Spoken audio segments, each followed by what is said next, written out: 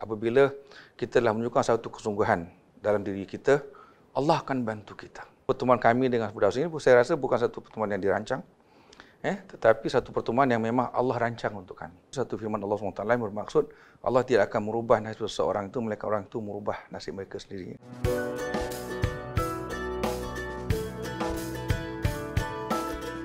Baik, Assalamualaikum semua. Selamat datang ke Diari Ayah.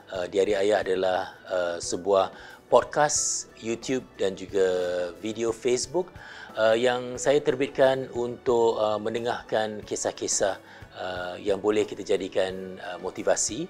Ini adalah bahagian kedua podcast tentang Muhammad Firdaus, di mana beliau sudah membuat keputusan untuk kembali asal, kembali ke fitrah, dan Firdaus ada menerangkan bahawa ada dua insan yang membantu beliau, iaitu Ustaz Bashir dan juga Ustaz Fadlun. Bagaimana mereka membantu Firdaus dan ramai yang lain yang memerlukan untuk kembali kepada fitrah.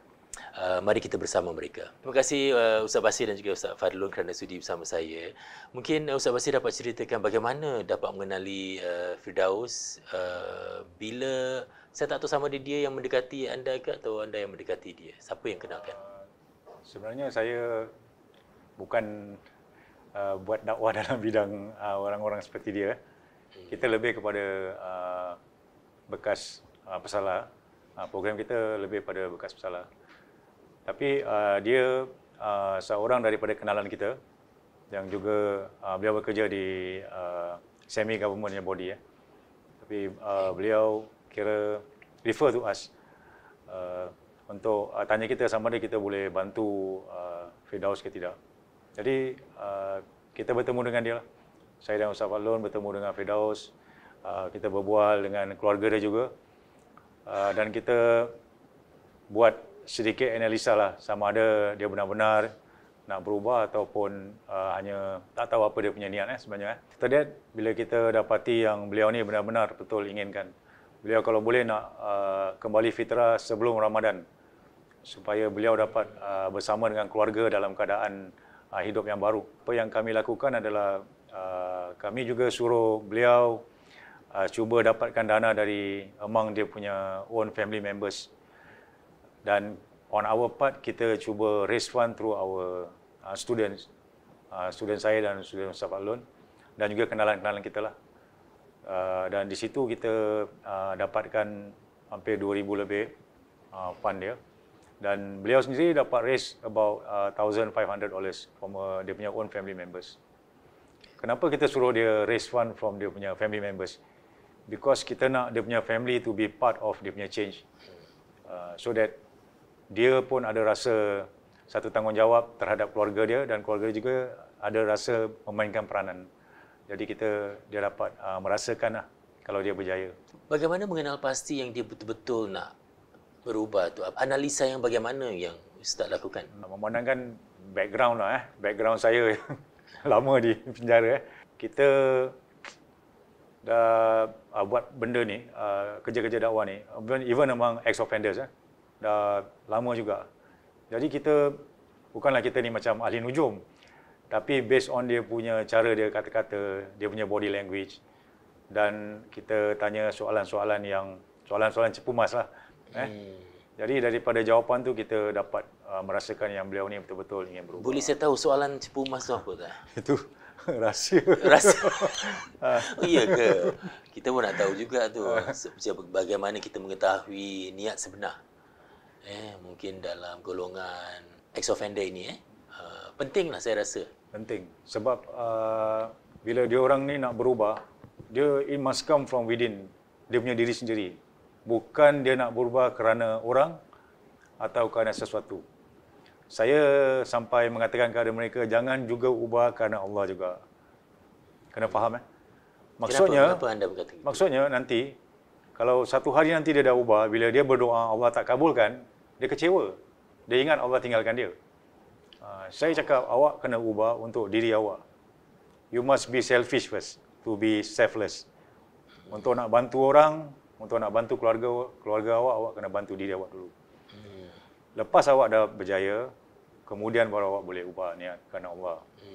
Ustaz Fadlun, dah Saya melihat sekarang ramai yang kita dah dengar di sana, di sini, bukan saja di Singapura saja. Di rantau ini juga ada yang ramai yang ingin kembali kepada fitrah. Dalam pengalaman Ustaz Fadlun sendiri, adakah Firdaus merupakan orang yang pertama yang anda temui atau sudah ramai lagi yang Ustaz Fadlun sendiri bantu? Alhamdulillah. Terima kasih Ustaz Jimmy kerana mengundang saya dalam sesi ini. Kisah-kisah seperti Firdaus ini bukan satu kisah yang baru, ya kan? Saya masih ingat lagi tahun 60-an kita sudah ada fenomena ini, kan? Kalau dulu kita buat kerja-kerja kahwin, kan? Selama masa kita ada buat persiapan, kita panggil rewang-rewang, kan? Jadi bila hari itu tersebut, bila dibuatkan majlis-majlis perkahwinan, mesti ada kumpulan-kumpulan dipanggil maknya ni untuk sama-sama meraihkan majlis perkahwinan, tu tak? Itu zaman 70-an pun masih ada lagi? Masih, ya. Masa kita masih terdapat lagi kumpulan-kumpulan ini, masih ketika itu masyarakat kita sudah pun kenal fenomena ini. Ya. Di mana fitrahnya dilahirkan sebagai seorang lelaki, tetapi jiwanya itu mirip kepada keadaan-keadaan bertentangan dengan ciptaan Allah tu. Jadi kalau dia seorang lelaki, jiwanya pula mirip kepada seorang wanita. Dan ini bukan satu yang baru. Tetapi apa yang berubah dalam evolusi kehidupan kita ini, ya kan? Akhirnya masyarakat seperti ini, mereka biasanya akan dipandang seru oleh masyarakat umum. Mereka ada kumpulan mereka tersendiri, kan? Dan bila ada yang masyarakat yang mencemooh, ada yang mereka yang mengejek, ada juga masyarakat yang bukan soal menerima tetapi ada yang menggalakkan untuk mereka terus hidup dalam keadaan seperti itu. Itu yang adanya majlis-majlis maknya yang berdasar-dasar dan sebagainya. Dalam jiwa mereka ini, kalau mereka dilahirkan sebagai seorang Islam, mereka bukan tak kenal hukum, mereka tahu hukum. Tetapi untuk mereka melawan naluri yang timbul daripada jiwa mereka ini yang kadang-kadang tidak dirasakan oleh family ketika peringkat awal. Dan mereka ini bila dah terjadi seperti itu, mereka mengikutkan naluri mereka sehingga mereka kadang menyembunyikan identiti sebenarnya mereka ini daripada keluarga mereka. Dan mereka kadang sembunyi-sembunyi keluar berjumpa dengan kawan-kawan yang senafsu seperti mereka. Dan kerana ada sokongan-sokongan seperti inilah, naluri mereka itu berkembang sehingga maaf cakapnya Sujud Jimmy, mereka ada yang mengeluarkan belanja yang besar, ya, untuk menurunkan keadaan mereka yang sebenar. Kalau seorang lelaki itu, mereka akan buat implan pada buah dada mereka, ya kan? Dan ada juga yang begitu ekstrim, menukarkan jantina mereka. Dan ada beberapa kes yang saya pernah kendalikan juga. Mereka berkahwin.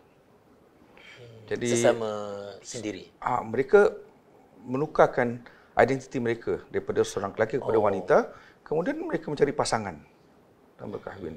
Jadi itulah antara pengalaman yang pernah saya lalui semasa melakukan kerja dakwah ni. Ya. Apa pendekatan anda berdua bila bertemu dengan orang seperti Firdaus? Apa agaknya cara kita berdakwah kepada mereka?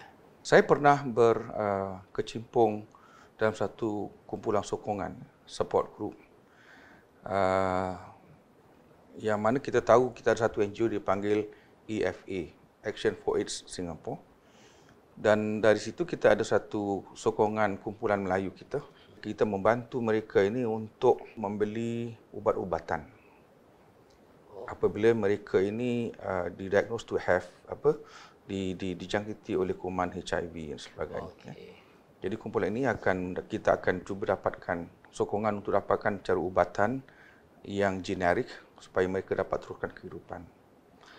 Dalam masa yang sama, kami juga belajar bahawa kita tidak boleh menyisihkan mereka ataupun kita melabel mereka sebagai suatu kumpulan yang kita kata yang condemn atau sebagainya, tetapi sebab mereka ini perlukan banyak sokongan. Bukan hanya daripada sokongan keluarga, tetapi daripada sokongan masyarakat ataupun sokongan daripada kumpulan-kumpulan tertentu, seperti golongan keagamaan, golongan masyarakat yang berbudaya, sebab mereka ini terdiri daripada berbagai-bagai bangsa. Dan apabila mereka berkumpul, mereka merasakan bahawa mereka satu bangsa yang sejenis, dan berbeza dengan kita. Jadi, sebagai masyarakat umum, untuk mendekati mereka ini, pertama sekali kita jangan melabel mereka. Mereka sebahagian daripada masyarakat. Dan tentunya mereka perlukan sokongan yang lebih dalam daripada orang-orang biasa yang memerlukan bantuan atau sokongan. Jadi terutama saya rasa daripada sudut agamawan, kita janganlah merasakan bahawa diri kita ini lebih sempurna daripada mereka. Apa yang boleh kita buat adalah kita berpesan-pesan dengan kesedaran yang ada, dengan pegangan agama yang kita ada untuk membawa mereka kembali kepada fitrah, agar sebelum mereka kembali kepada Allah Subhanahu Wa Taala, mereka dapat kesedaran dan mereka dapat membentuk kehidupan mereka supaya kehidupan mereka itu diterima oleh Allah Subhanahu Wa Taala. Itu matlamat akhir. Jadi pertama sekali kita jangan melabel mereka, dan keduanya sebahagian daripada mereka ini kadang-kadang dijangkiti oleh beberapa penyakit-penyakit yang serius, antaranya HIV dan AIDS, di mana kumpulan sokongan ini akan kita kata go through with them in the difficult moment, sampai akhir hayat mereka. Dan di mana kita kena merahsiakan hal ini daripada pengetahuan keluarga mereka juga. Ya, jadi kadang-kadang ahli keluarga mereka tak tahu atas sebab apa kematian mereka itu. Jadi kita sebagai kata orang-orang agama itu, kita janganlah melabelkan mereka mati kerana HIV atau AIDS dan sebagainya, tetapi kita rujukkan kepada pakar perubatan yang mengesahkan apakah kematian mereka itu, TB ke, sakit buah pinggang dan sebagainya. Dan apa yang kita boleh lakukan adalah di akhir-akhir hayat mereka ini, kita harus berikan sokongan bukan hanya kepada mereka, Jimmy, tapi terhadap keluarga mereka juga. Selain daripada Firdaus, saya pernah bertemu dengan seorang yang sudah pun menukar jantinanya keseluruhannya sekali. Dan sama juga bila umurnya sekitar 50, nak lebih pada 40 dan mencapai 50, beliau nak kembali kepada fitrah, tetapi dia tidak membuat pembedahan. Tapi dia nak solat. Dari segi hukum ni, dia tak tahu dia nak solat di ruang wanita ke ataupun lelaki. Apa pandangan anda dalam hal ini? Well, kalau kita lihat daripada sudut hukum, kan, yang kita namakan fitrah itu adalah apabila seorang itu dilahirkan sebagai seorang lelaki, maka sepanjang hidupnya itu sampailah hari kematian itu dianggap sebagai seorang lelaki. Hatta ketika mana seorang itu meninggal, siapakah yang wajib memandikan mereka? Ya kan? Walaupun dia dah tukar jantinanya, tetap kalau ikut hukum yang akan memandikan itu adalah orang lelaki. Walaupun dia telah tukar jantina. Sebelum masyarakat diambil kira dalam keadaan mereka ini, apabila mereka nak sembahyang di masjid dan sebagainya, orang itu sendiri juga kena timbul satu kesedaran. Mana paling tidak pun mereka kena berpakaian seperti orang lelaki supaya tidak menimbulkan pandangan sirung kepada masyarakat. Tapi kalau dia datang dengan pakaian perempuan, sembahyang di tempat lelaki, tentulah masyarakat akan pandang sirung, kan? Jadi kalau mereka dapat mengenakan suatu tindakan yang wajar, itu yang kata Ustaz Bashir tadi. Kita ada beberapa soalan cepu emas yang kita ajurkan. Sejauh manakah iltizam mereka untuk berubah? Ya kan? Bukan hanya daripada sudut percakapan mereka, kita juga kena menyelami niat mereka, dan mereka ini kena zahirkan. Kalau mereka kata saya nak berubah tapi pakaiannya masih pakaian wanita dan sebagainya, jadi ini tidak menunjukkan kesungguhan mereka. Jadi kalau yang pertama sekali saya masih ingat lagi ketika mana saya jumpa dengan Firdaus, beliau sudah berpakaian seperti laki-laki sejati. Itu antara body language lah yang kita nampak. Kemudian kita lihat daripada sudut perawakan, contohnya rambut, kan? Cara dia ataupun kalau macam dulu kan sebelumnya mesti ada make up ni, ya kan? Kalau tidak pun bibir tu merah lah, Jadi bergencup. walaupun dia belum lagi menjalani pembedahan, dia sudah berpakaian seperti orang lelaki, rambut dah dipotong, begitu. Gaya, cara dia berbual pun kena gaya lelaki-lelaki. Saya cakap itu adalah satu step pertama kalau anda nak berubah. Kalau masih kekalkan cara gaya perempuan, maknanya susah nanti lain kali nak ubah. You have to even kadang-kadang fake it lah. Maksudnya cubalah walaupun susah pun, tapi kita ikut gaya lelaki because you are born a man. So boleh saya cakap. So kerana usaha tu kita lihat dia ada kesungguhan kat situ lah. Okay. Dan dari apa yang dia katakan tu dapat lihatlah dari segi air muka. Dan oleh kerana mungkin kita dah lama buat benda ni dan dah ramai, walaupun kita tak handle orang seperti dia, tapi kita handle ex-offenders. Dan bila dia cakap dia nak berubah tu, kita tahulah dia betul nak berubah ke tak nak. Macam mana Ustaz Basir menguatkan semangat dia untuk meneruskan, kerana mungkin saya tak tahu cabaran apa yang beliau lalui sebelum dia menjalani pembedahan yang kedua ini untuk kembali asal. Saya rasa cabaran bagi dia adalah untuk meninggalkan kawan-kawan dia yang lama. Sebab all dia punya life, dia punya circle of friends is there. Jadi untuk dia kembali cari mereka is very easy. Untuk dia nak tinggalkan orang is very difficult. Sama juga seperti seorang penagih juga kan. Kalau dia keluar penjara, dia akan cari kawan-kawan dia yang lama. Sebab hanya mereka yang faham naluri mereka. Mereka hanya faham language dia, linggo dia kan. Jadi walaupun beliau sendiri nak buat kerja dakwah, sehingga dia katakan pada saya dia nak pergi ke Geylang Serai, bukan Geylang Serai, Geylang, untuk cari kawan-kawan lama dia, ajak orang kembali. Saya cakap jangan pergi. Pasal tempat tu bahaya untuk awak belum lagi bersedia, dia cakap. Maksudnya dia nak pergi ke Geylang untuk menarik kawan-kawan dia, Yes, dia nak mengajak mereka. mereka. Dia ajak mereka berubah. Saya cakap bukan gitu cara dia. Awak dah ubah nanti, awak betulkan diri awak dah kuat. Kalau awak dapat tahu yang ada di antara mereka yang ada kemahuan nak berubah, bawa orang. Kita jangan masuk ke dalam tempat seperti itu. Sebab kita ni kadang-kadang tak kuat. Untuk kita jatuh lebih senang. Kalau saya sendiri, saya tak pergi ke tempat pot-pot dadah, pergi cari orang, bawa, suruh orang berhenti hisap drug. Tidak. Tapi kalau saya tahu ada di antara mereka yang ada kemahuan untuk berubah, insya-Allah kita tolong mereka. Sedaya upaya kita. Dan satu perkara yang kita bilang dengan mereka adalah, bila awak dah berjaya, awak tak perlu bayar apa-apa dengan kita pun. Awak tak ada terhutang apa-apa dengan kita pun. Kita hanyalah wasilah, orang tengah saja.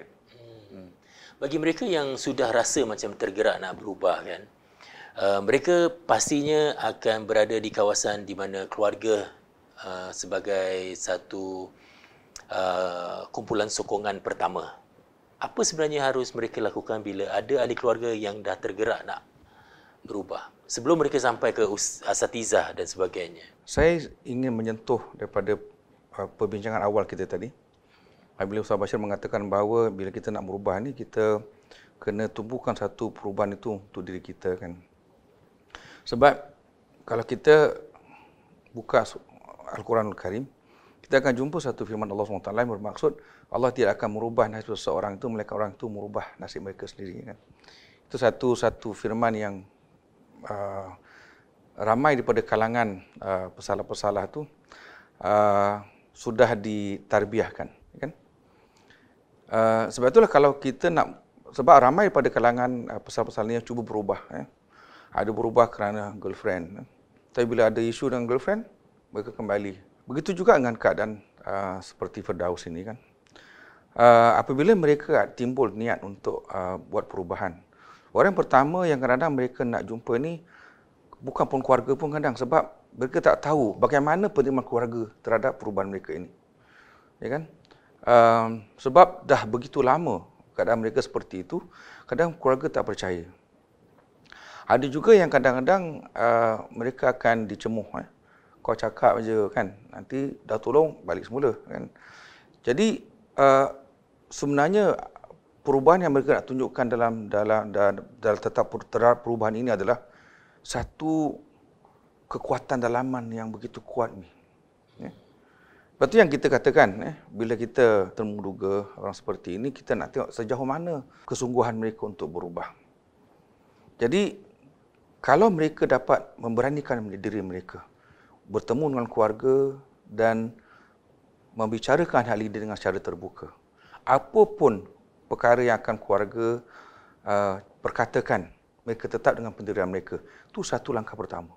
Dan apabila hal ini berlaku, dan saya rasa pihak keluarga juga kena mainkan peranan untuk memberikan sokongan.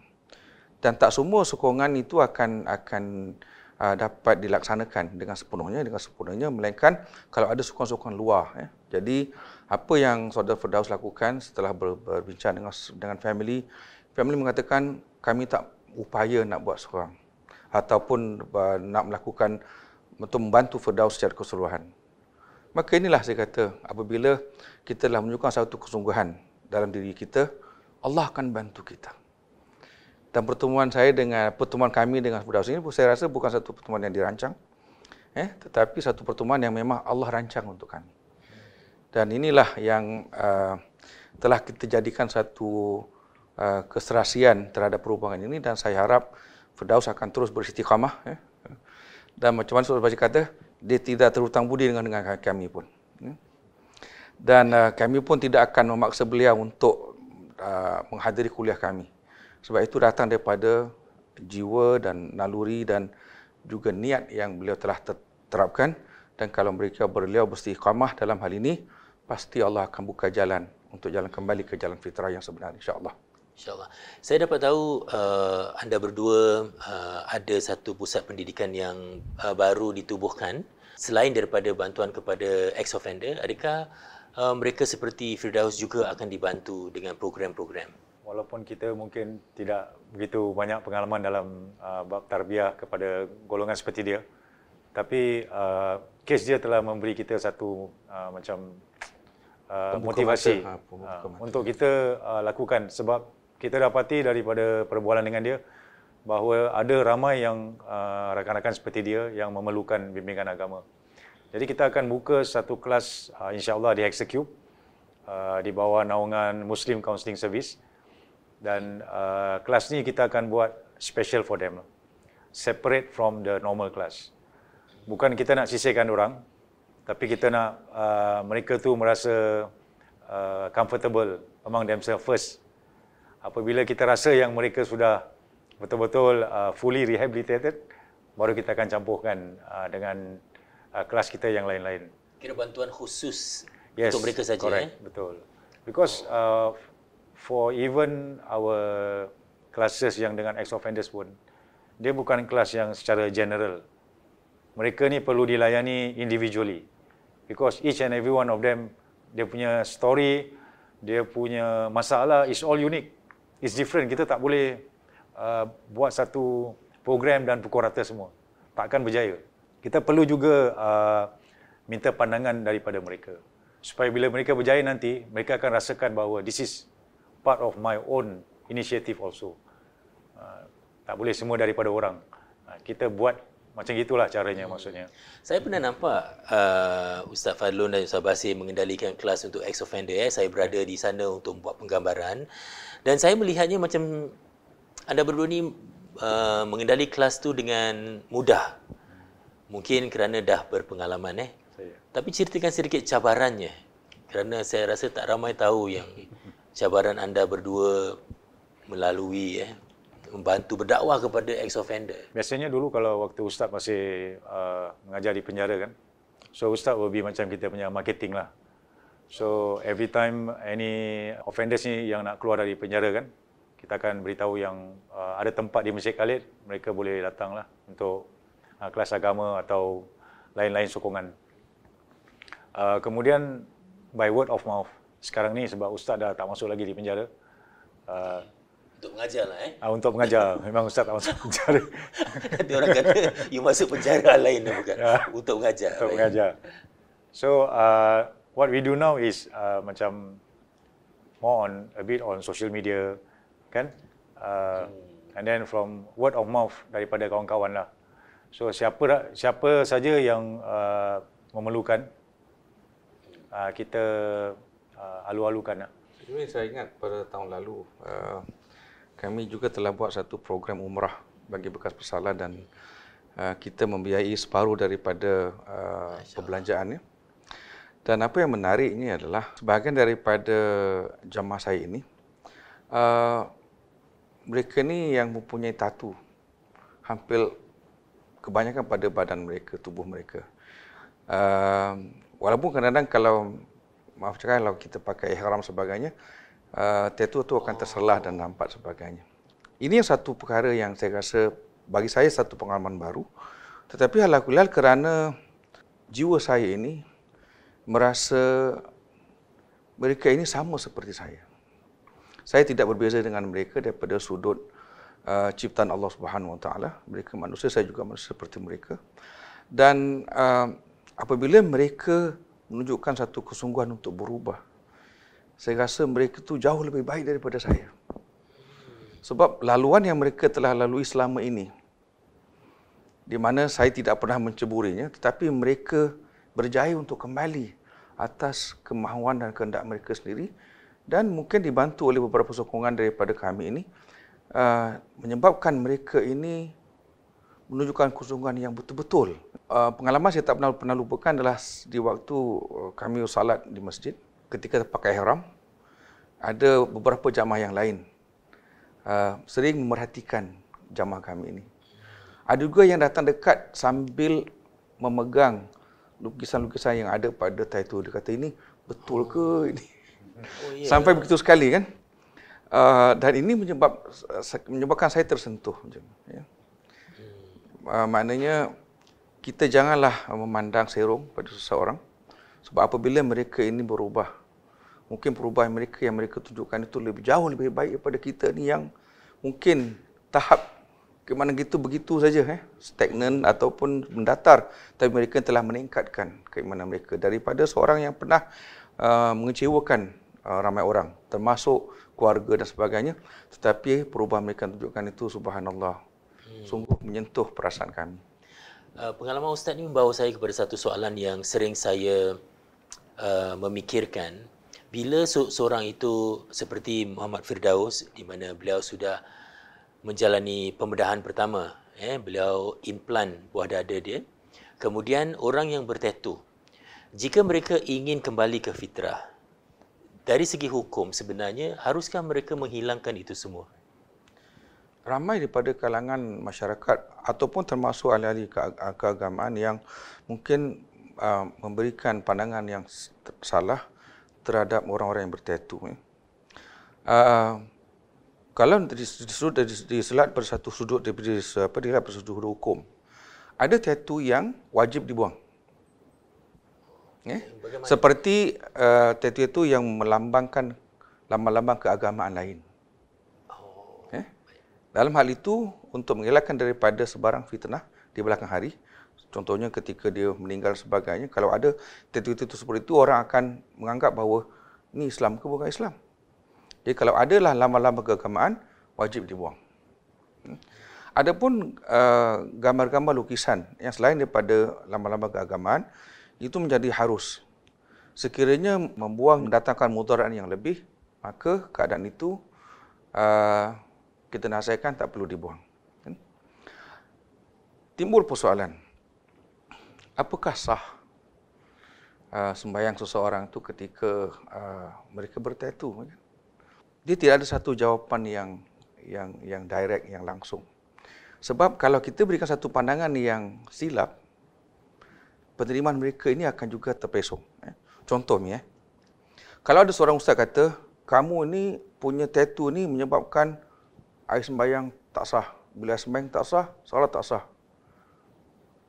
Jika hal ini diterima oleh mereka, sampai bila mereka nak sembahyang? Mereka tak akan lakukan sembahyang. Tetapi sebaliknya, kalau ada seorang ustaz kata, kamu punya tatu ni sah, ya kan? Air sembahyang pun sah. Besok dia buat tatu baru. Oh, dilema. Jadi hal ini perlu difahami. Jadi dalam hal ini, saya ada buat sikit kajian di mana saya pergi ke tattoo parlor untuk mengetahui lebih lanjut bagaimanakah proses tattoo itu dilakukan. Jadi di situ kita dapat lihat bahawa proses membuat tattoo ini bukan satu proses yang mudah sebenarnya. Mereka kena tahu tentang anatomi kulit. Jadi kita ada kulit lapisan pertama, lapisan kedua dan sebagainya. Jadi menurut pandangan ulama tradisi, mengatakan tattoo itu tidak sah kerana bercampur dengan darah dan sebagainya. Jadi kalau kita lihat tattoo yang diletakkan pada kulit kita ini, dia tidak diletakkan pada lapisan atas. Kan? Lapisan atas ini dipanggil epidermis dan lapisan bawah ini dipanggil dermis. Jadi dakwat yang digunakan pada jarum itu diletakkan pada lapisan yang sebelah bawah. Sebab kalau letakkan lapisan pada sebelah atas, kalau ada luka yang berlaku, dia akan merosakkan lukisan tadi. Sebab itulah dakwat itu berada di bawah kulit kita ini. Dan kita buka pula kitab-kitab perkunan, fardu ain. Yang kita basuh adalah kulit luaran, bukan kulit dalaman. Ya kan? Jadi dalam hal ini, kita akan terangkan kepada mereka bahawa solat itu dalam apa juga keadaan wajib dilakukan. Jadi untuk kita mencegah mereka daripada buat tattoo baru, kita katakan taubat kepada Allah Subhanahu Wa Taala, teruskan kewajiban kita kepada Allah Subhanahu Wa Taala. Saya ada satu cerita menarik ni terhadap seorang pesalah kita yang menjalani hukuman gantung. Beliau ada tattoo di sebelah dada mereka. Dan ini ketika mana saya balik daripada pengajian saya di luar negara untuk break, kebetulan hukuman itu dijalankan ke atas pesalah ini dan saya juga berada bersama-sama dengan rakan-rakan yang lain. Ketika kita mandikan jenazah beliau, kita nampak keadaan itu berlaku. Tetapi pesalah ini sebelum ini ada melahirkan bagaimana dengan tattoo saya, bagaimana keadaan tattoo saya dan sebagainya. Dan nasihat yang diberikan oleh kami dan juga Ustaz yang lain katakan, taubat kepada Allah. Minta apa yang menariknya yang berlaku.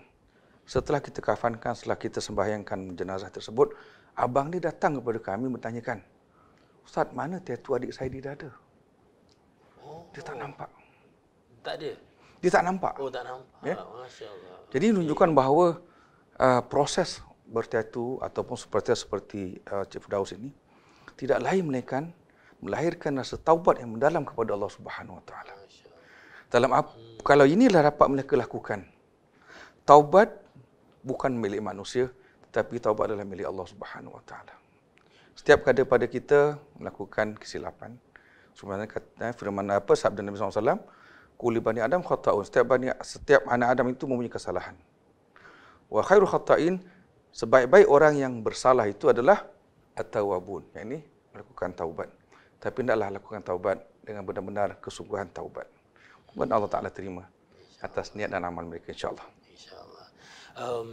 Program yang akan anda adakan di Hexacube, saya pasti memerlukan sokongan kerana anda merupakan, adakah ini non-profit atau It's just a registered society, non-profit.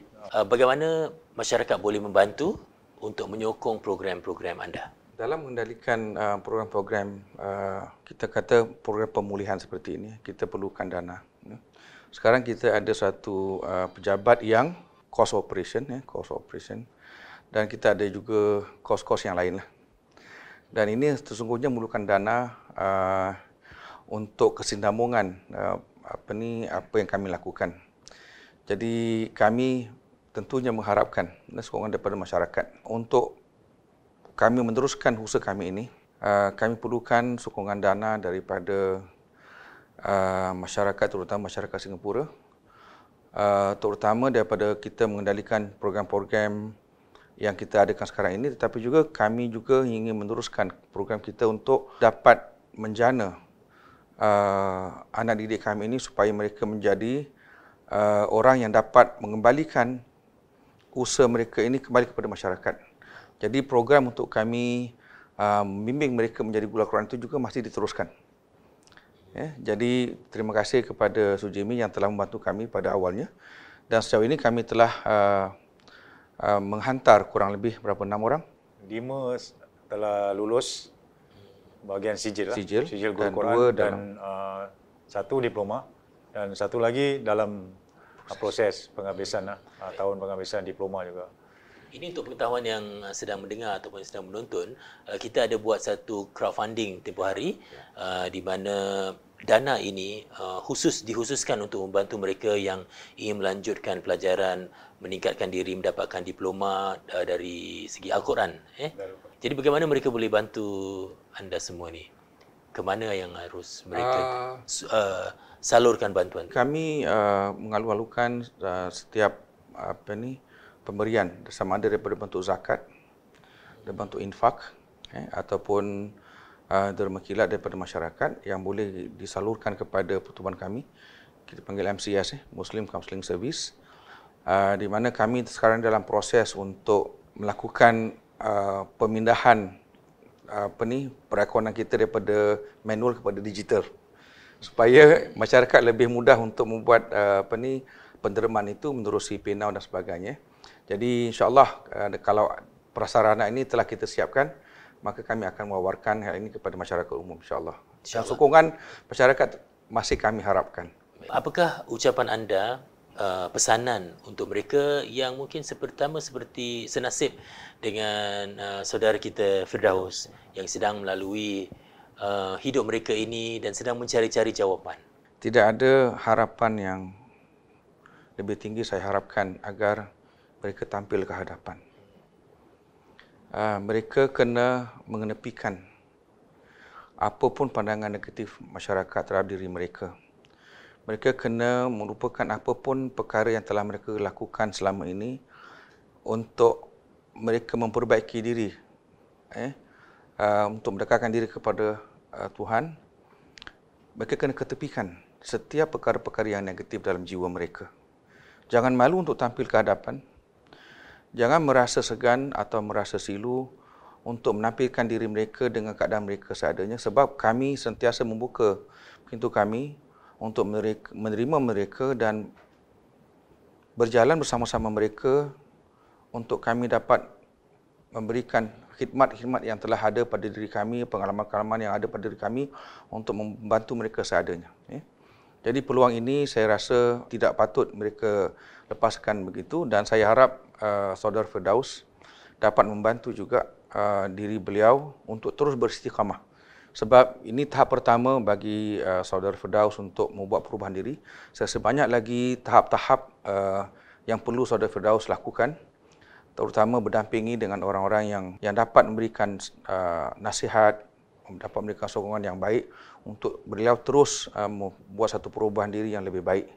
Dan mudah-mudahan ini dapat dijejaki oleh rakan-rakan beliau, dan saya mengalu-alukan kehadiran Firdaus dan rakan-rakan ke pusat kami, dan sama-sama kita saling membantu agar kita dapat satu masyarakat yang lebih harmonis, dan mudah-mudahan perubahan yang mereka tunjukkan ini akan menjadi satu legasi pada generasi akan datang, insya-Allah. Insya-Allah.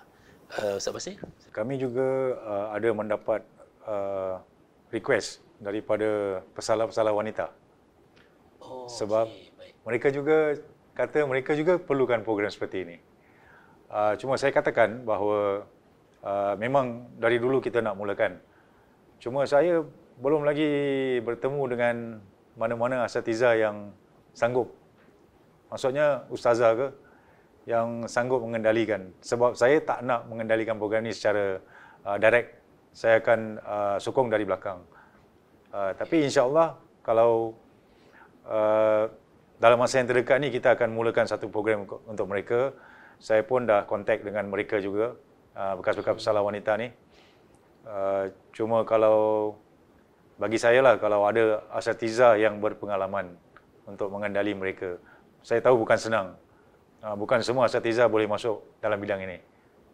Sebab mereka juga perlu ada pengalaman dalam dunia mereka. Seperti macam mana sunyi melihat saya dengan Ustaz. Ustaz will handle the soft part, saya will handle the hard part. Hard part bermakna? Hard partnya maknanya benda-benda yang mereka buat yang Ustaz tak tahulah. Ustaz tak ada pengalaman dalam dunia ini. Tapi Okey. Kerana anda dah melaluinya, jadi mereka tak boleh. Betul. Jadi kalau kelintong saya gitu. senang cakap, tak boleh goreng lah dengan saya. Okey. Kalau dengan ustaz, orang buat cerita sedih, cerita goreng gini, ustaz pun habislah, kalah. Tapi Itu nak cari asatiza wanita yang sudah melalui itu sebab itu yang agak susah. sukar Mungkin kalau ada pun mereka takkan tampil ke depan. Saya pun faham sebab mungkin stigmanya dan masyarakatnya tanggapan berbeza untuk lelaki dengan wanita. Ini this is reality yang saya katakan. Tapi sekiranya tak ada pun tak apa. Kita akan cari bekas-bekas pesalah wanita yang sudah berjaya untuk menjadi macam role model, and then they will be macam dia punya backbone. Itu satu usaha yang kita akan lakukan di Hexacube. InsyaAllah. InsyaAllah. Terima kasih kepada anda berdua kerana sudi bersama saya dan sekaligus membantu Firdaus dalam hal ini, dan beliau sudah pun dari secara fizikal balik asal.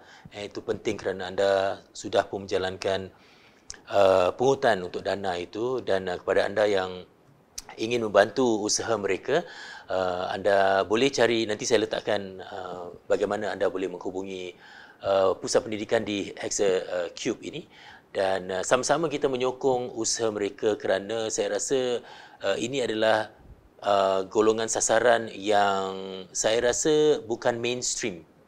Dia merupakan satu golongan yang khusus yang mungkin nampak sedikit tetapi sangat memerlukan bantuan kita sebagai sebuah masyarakat, dan kita sama-sama bantu mereka. Baik, terima kasih kerana bersama Sujimi dalam Diari Ayah. Jangan lupa untuk follow twitter.com/Sujimi Muhammad ataupun Instagram saya, YouTube dan juga Facebook. Facebook alamatnya adalah facebook.com/Sujimi official page, dan jangan lupa kongsi Diari Ayah ini agar lebih ramai lagi yang boleh memanfaatkannya. Terima kasih semua. Assalamualaikum.